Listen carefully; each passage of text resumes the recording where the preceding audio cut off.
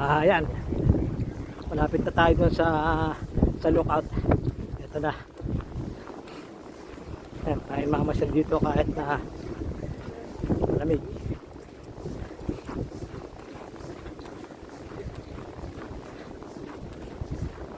Sarap maglakad-lakad dito eh. Mapakaluwang itong Mount Royal nito. Naiikot na namin to. Pagka summer naglalakad kami ng asawa ko. Doon, pababa. Malayo. Pakayat dito. Saka pagka summer nag-scooter ako. Yan. Kahit ako lang mag-isa. Pinupuntahan ko dito. Pinupunta ako dito sa Beaver Lake. Downtown. Sa Old Fort. Yan. Daan ako ng Westmount. Ayan. Yan ang sinasabi ko sa inyo na dating bahay ng mayaman dito. Yan. Na tinon over na sa gobyerno. Namatay na. Wala atang mga kamag-anak. Sayang hindi natin nagamit kamag-anak yan eh. Hindi dapat napunta sa atin. Ayan o, ang laking bahay. Eh ngayon ginawa na silang restaurant sa loob. Yung mga turista dito sa Beaver Lake. Ayan. Ganda dyan sa loob. Kaya laki. Ayan. Maganda ba? Walang ganong tao. Ganda pala ang punta ko. Tamang-tama. Kasi minsan pakaraming tao dito. Punong-puno. Pangit mag-video. Mag-picture. Hindi ka makapicture dyan sa lookout. Dahil punong-puno yung veranda ng tao. O yan. Yan, ganda ang pagkakagawa ng bahay, bato. Yan, magandang design ng bahay, bato. Lahat, wala ka hindi gumamit ng pintura. Papakita ko muna sa inyo yung ano na to. Yan. Ayan. Yan. Ito yung mga bike na ginagamit dito. Bundok. Yan.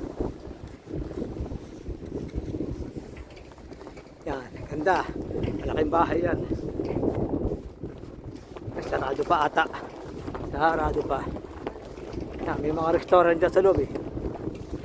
Coffee shop. Yan.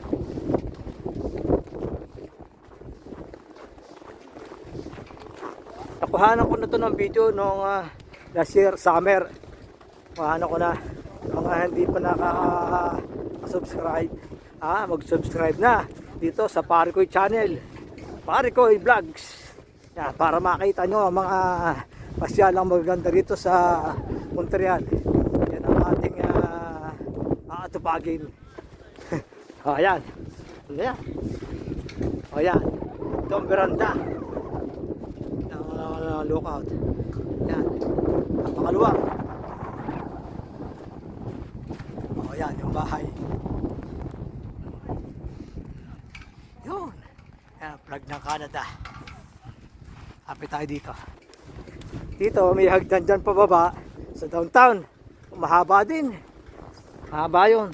Minsan i-vlog ulit natin. Habang yung hagdan dyan pababa sa downtown Montreal. Yan ang kabuuan ng downtown.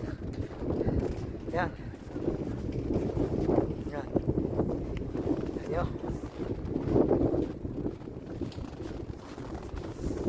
Yan siya. Ayan. Ganda dito sa taas.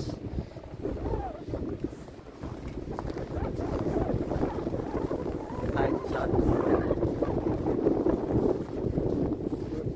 maganda ito, konti ang tao. At hanggang bawas yan. Makapal ang yelo. Yan ang kabuuan ng downtown.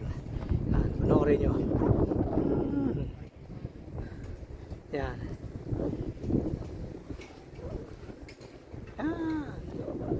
Yan ang view dito.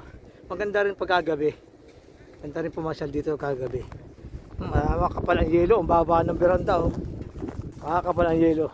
Baba tuloy ang veranda. Mataas to eh. Kakaupo tuloy tayo dito.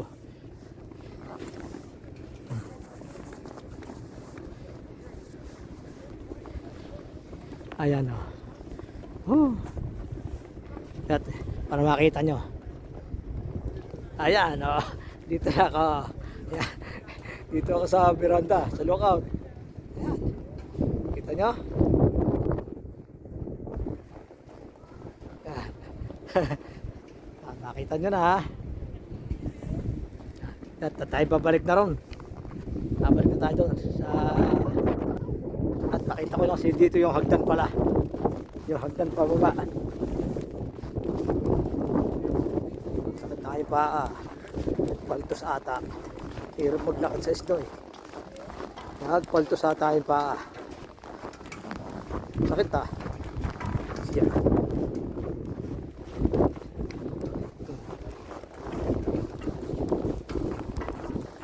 Maganda pagka gantong oras. Kukunti ang tao. Bagay, minsan tanghali na alas 12 na. Dito ang hagdan, pababa.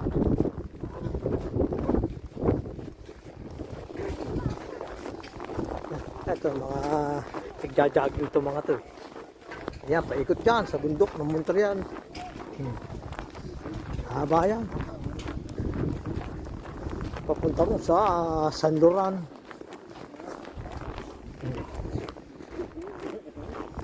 Yan.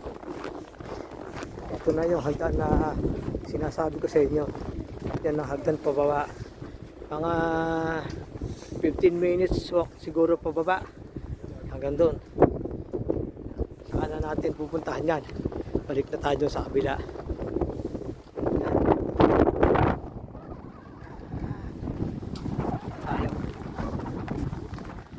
Balik na tayo doon.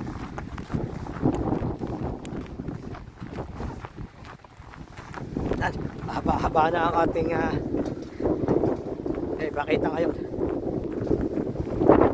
Sana yung mga nanonood dyan mag-enjoy. Abangan nyo, marami pa tayong pupuntahan. Ay bablog natin lahat ng tourist spot dito sa Montreal. Kami pa yung sa St. Joseph Church Oratory ating napuntahan. Alam, nakita nyo na. Okay. Okay. Hanggang dito lang. Hanggang susunod na muling vlog. Okay.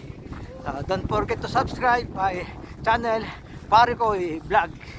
Thank you. Bye-bye.